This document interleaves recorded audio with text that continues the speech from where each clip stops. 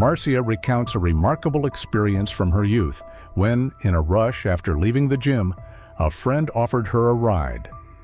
They had barely driven a block before something unexpected happened, leaving a profound mark on her life.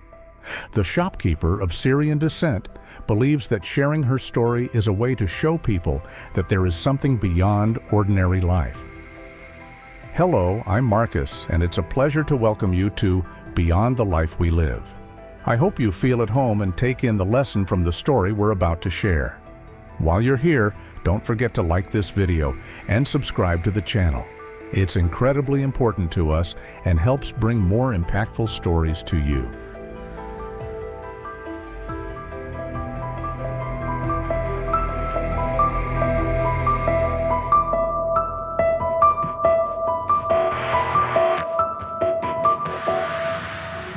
As Márcia left the gym, pressed for time, she accepted a ride from her friend Andrea. However, they had barely covered a block when two robbers approached their motorcycle. Under threat, they ordered both to get off. Márcia complied, but Andrea resisted, refusing to hand over the vehicle. One of the assailants struck her and then pointed the gun at her, threatening her life. Upon hearing the trigger click, Márcia instinctively tried to help, only to be shot. The bullet punctured her lung, causing excruciating pain. Its trajectory damaged 7 organs, including parts of her intestines and spine. Wounded, she began to lose strength. On the ground, still conscious, she heard additional gunshots. Later, she learned both she and her friend had been hit. The assailants fled, leaving them injured at the scene. Rushed to the hospital, overwhelmed by unbearable pain and unable to speak, Márcia prayed silently to Jesus, asking to lose consciousness. This was her last memory before waking up in the hospital under medical care. Quick medical attention proved vital in keeping her alive. Upon seeing her injury, the doctor, fearing the bullet had reached her heart, urgently called for immediate care. As she was rushed to surgery, she recalled the sensation of being hurriedly wheeled into the operating room. On the way, she felt warmth in her arm as emergency attempts were made to insert an IV line, as her blood pressure had dropped to nearly 0. During the ordeal, she suffered several cardiac arrests. In the operating room, drifting between consciousness and blackout, Márcia admitted to an almost childish fear of being awake while her clothes were being cut away, worried about feeling pain. Soon, she lost consciousness again. It was then her near-death experience began.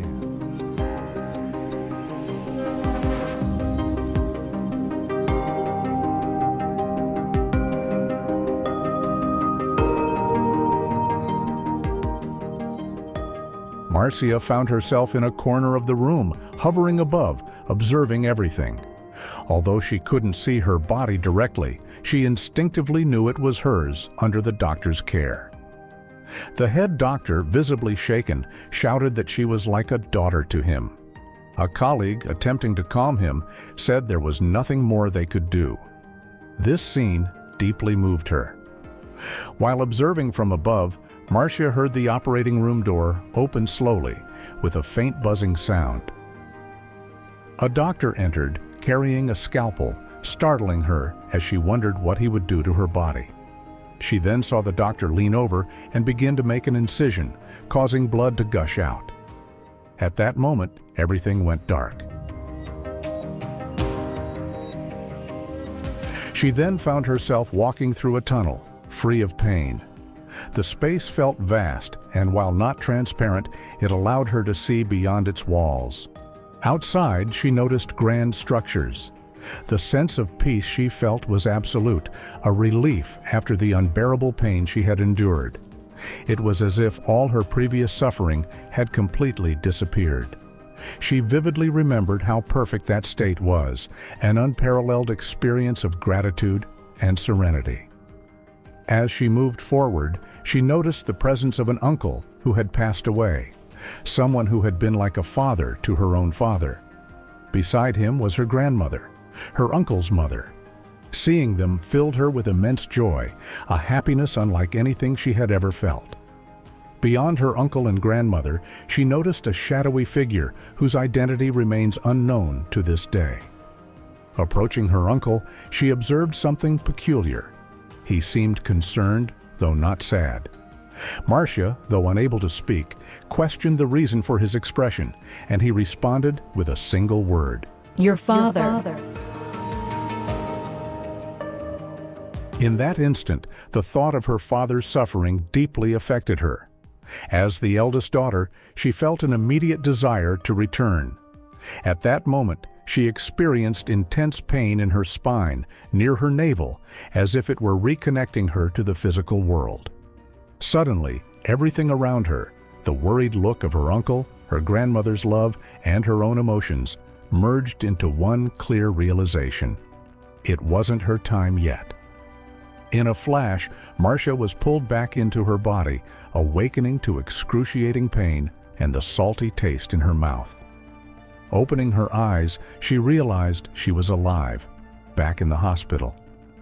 Later, she learned that the doctor with the scalpel had gone directly to the source of the hemorrhage, which had sent blood to a vital organ, a generally fatal condition in such cases. Though she couldn't recall exactly which organ was affected, this intervention was crucial in saving her life.